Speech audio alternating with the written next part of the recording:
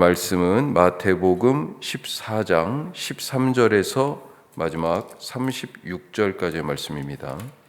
자, 오늘 이 14장 말씀은 어제도 잠깐 나눴습니다만 세례 요한의 죽음과 그 후에 갈릴리 호수 주변에서 예수님이 행하신 세 가지 기적에 대한 그런 말씀입니다. 빈들에서 5천 명을 먹이신 일, 밤이 깊은 그 새벽녘에 폭풍이 있는 갈릴리 바다 위를 걸으신 일, 건너편에 또 이 갈릴리 호수 건너편에 도착해서 여러 병자들을 고치신 일, 이런 일들이 이 갈릴리 호수 주변에서 하루 이틀 사이 이제 계속 벌어지는 그런 사건들을 기록하고 있습니다. 자, 두 가지만 우리가 오늘 살펴보는데요. 오늘 말씀 제목을 시선 고정 이렇게 잡았습니다. 첫 번째, 하나님께 시선을 고정하자. 자, 오늘 13절 말씀부터 시작하는데요. 13절 앞부분을 보면 예수께서 들으시고 배를 타고 떠나사 따로 빈들에 가시니 이렇게 되어 있습니다. 무엇을 들으셨기에 배를 타고 따로 빈들로 가려 하셨나 예수님이요. 뭘 들으셨어요? 바로 그 앞에 있는 이야기죠. 14장이 시작하면서 세례 요한이 죽임을 당한 말씀이 나옵니다. 세례 요한이 죽었다, 죽임을 당했다는 소식입니다. 자, 전에 요한은 갈릴리의 분봉왕 헤롯 안티바스의 막장 결혼이 잘못됐다라고 일침을 가했습니다. 그 일로 헤롯에게 붙잡혀 감옥에 갇혀 있었는데 결국 헤롯의 생일날 유흥거리로 목베어 죽임을 당한 일이 바로 전에 있었어요. 이 일로 헤롯에게 붙잡혀 있다가 죽임을 당한 이 세례 요한의 충격적인 조롱거리가 된 그런 죽음. 그런데 12절에 보면 세례 요한의 제자들이 이 요한의 장례를 치르고 나서 예수님에게 요한의 이 비참한 죽음에 대해서 알렸다라고 하는 말씀이 있어요. 예수님이 들었습니다.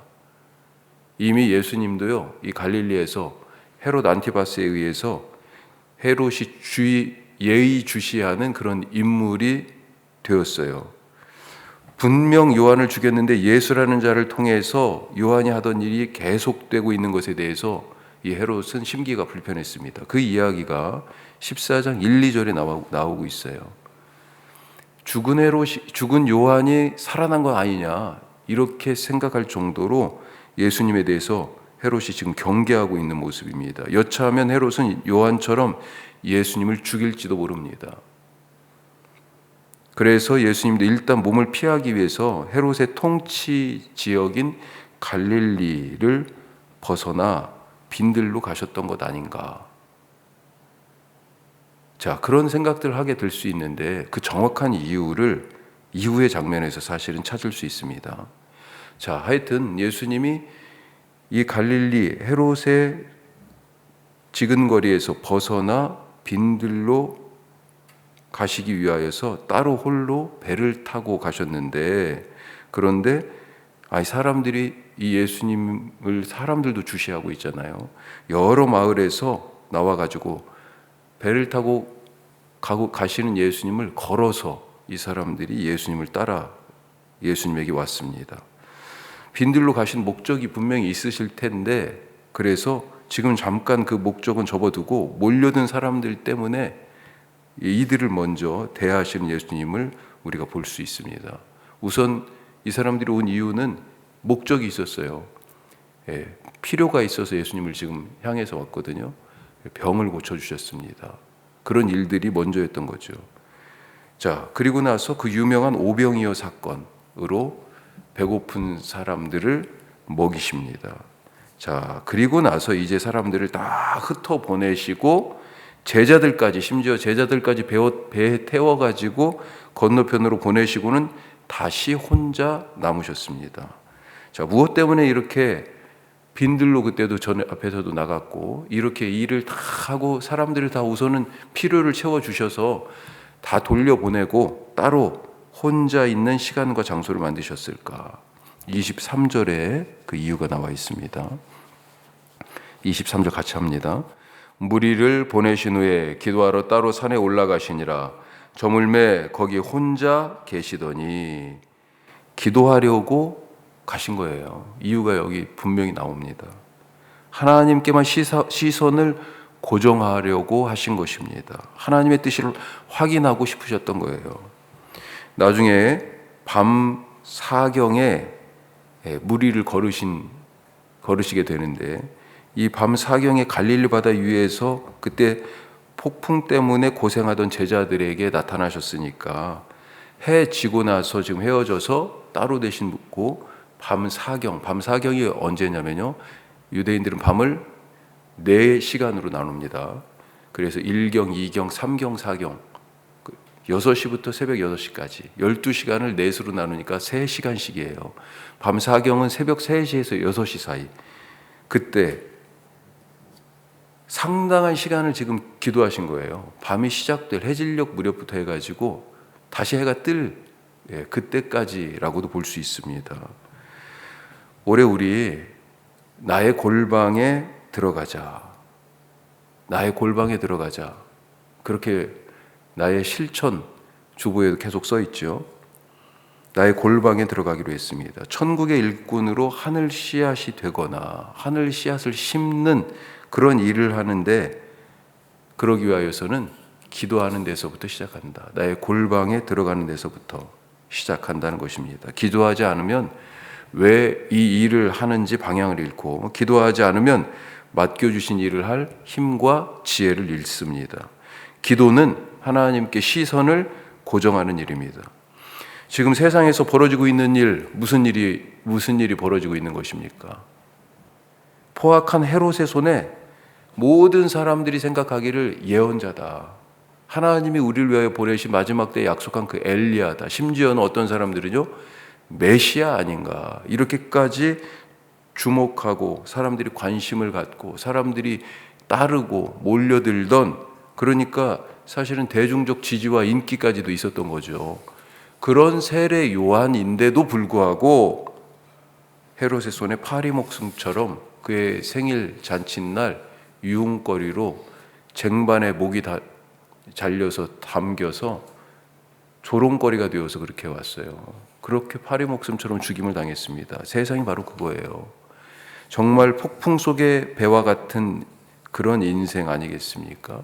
세상의 포악한 세상이 지금 상황이 어때요? 포악한 힘처럼 그렇게 불어오는 폭력의 광풍 속에 예수님은 시선을 하나님께 고정하기 위해서 지금 기도하러 따로 빈들로 가셨던 것입니다. 우리가 기도를 여러 가지로 정의할 수 있겠습니다만, 그런 점에서 오늘 이 말씀 속에서 보면 기도는 시선 고정입니다.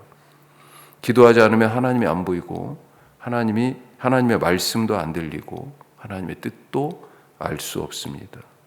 예수님은 사역을 시작하실 때도 광야에서 40일을 기도하며 시작하셨고, 십자가를 지기 전에도 겟세마네 동산에서 기도하셨고, 오늘 말씀에서도요, 사역을 정말로 제대로 잘 하기 위하여서, 사역을 지속하기 위하여 기도하셨고요.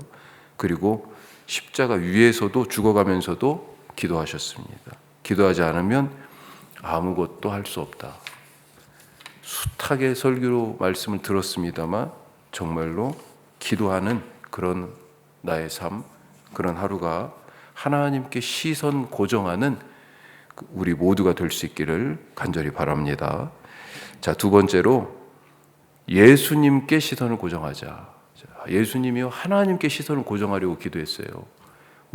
우리도 그 예수님을 본받아서요, 예수님께 시선을 고정하자. 왜? 나를 본 자는 아버지를 보았거늘. 예수님이 그렇게 말씀하셨거든요. 예수님께 시선을 고정하자. 해질녘에 배에 탄 제자들이 새벽 서너 시가 되도록, 아니 거의 해가 지금 다 뜰 때까지, 그 시간이 되도록 바다 위에 있어요. 아직 바다의 그 폭풍 속에 지금 있습니다.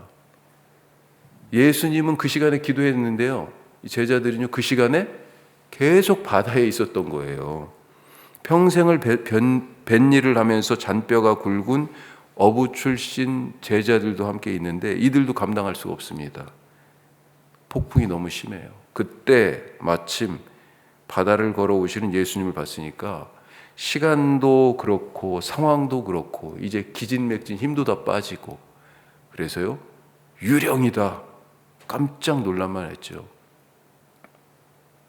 그도 그럴 것이 어떤 인간 중에 누구가 지금 바다를 걸어올 수 있어요. 더군다나 지금 이런 정말로 극한 상황 속에서 정신도 혼미할 정도로 지금 힘이 쫙 빠져 있는데 나다 안심하고 두려워하지 말라.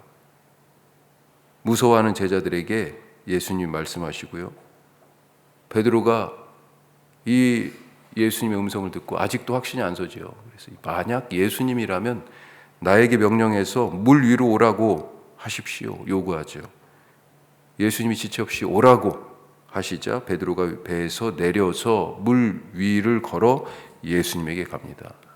이거 너무 놀라운 일 아니에요? 우리가 이 말씀을 읽으면서도 믿기지가 사실 잘 않는. 더군다나 이 바다가 지금 어떤 바다입니까? 잔잔한 바다가 아니에요. 잔잔한 바다 아닙니다. 나중에 예수님이 배에 타시고 나서 이 바다와 폭풍이 잠잠해졌다 돼 있어요. 하지만 베드로는 과감하게 걷기를 시도합니다. 다른 게 안 보여요. 지금 물 위로 오라 말씀하신 믿기지 않는 예수님의 음성, 그것을 그리고 어렴풋한 예수님의 형상, 이것을 보면서 지금 가는 것입니다.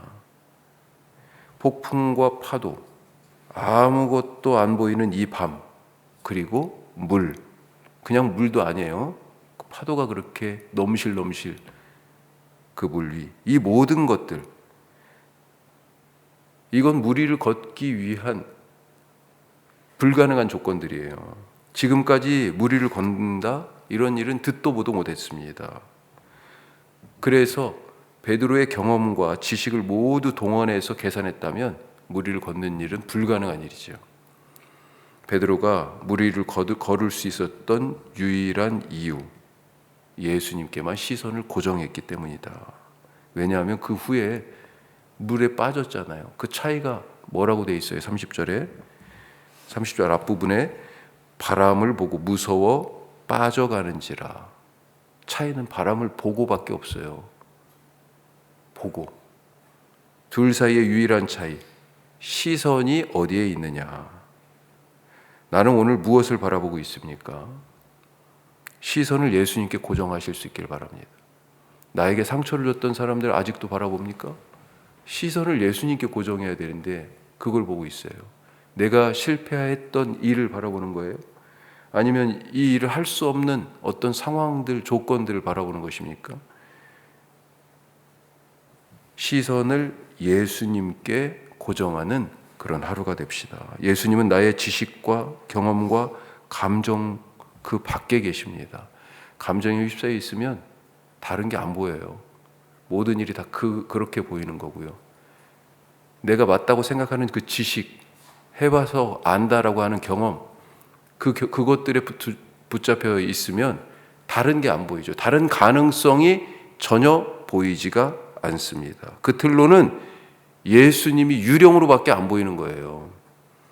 나를 바다에 빠뜨릴 만한 의심의 바람만 보이고 그 바다 위를 걷는 내 모습 상상할 수가 없습니다. 세례 요한까지 무지막지하게 죽이는 이 헤롯의 폭력의 광풍 속에서 하나님 아버지께 시선을 고정하신 예수님, 그 예수님께서 갈릴리의 폭풍 속의 제자들에게 무엇을 보아야 이 폭풍을 이길지 가르치고 계십니다. 나는 오늘 어디에 시선을 맞추고 있는가? 하나님께 시선 고정하고요. 무엇보다도 예수님께 시선을 고정하며 사는 오늘 하루 되시기를 바랍니다. 기도하겠습니다. 오늘 이 말씀 생각하면서 내가 지금 무엇을 바라보고 있는가? 어제 뭘 보고 살았습니까? 안 되는 거, 불가능한 거, 내 감정 속에서 어떤 사람을 보고 자꾸 나를 심기를 건드려서 그 사람밖에 안 보이는 거죠. 하나님이 안 보이고 예수님이 안 보이고 상황과 그리고 경험, 그리고 나의 감정에 사로잡혀서 볼 걸 못 보고 엉뚱한 거 보면서 안 된다, 못한다 했던 것은 아닌가. 시선을 예수님께, 하나님께 두게 하옵소서 기도하시고요. 오늘은 내일 예배를 준비하는 그런 날입니다. 오늘 또 우리 찬양팀 찬양대 그 일꾼들 미팅이 있고요. 여러 각자의 자리에서 정말 예배를 사모하면서 잘 준비하게 하시고, 교회학교 교사 또 앞으로 세워질 우리 찬양대 하나님 함께하여 주옵소서 기도하시고, 청년들 새 일꾼들이 세워졌는데 하나님 기쁨으로 사역하고 헌신하게 하시고, 오늘 또 저녁 오후 늦게 우리 청년 공동체 내사랑 사랑방 모여서 예배 준비한다고 들었어요. 좋은 시간 되게 하옵소서. 우리 다 같이 말씀을 생각하면서 내일 예배를 기대하면서 기도하겠습니다.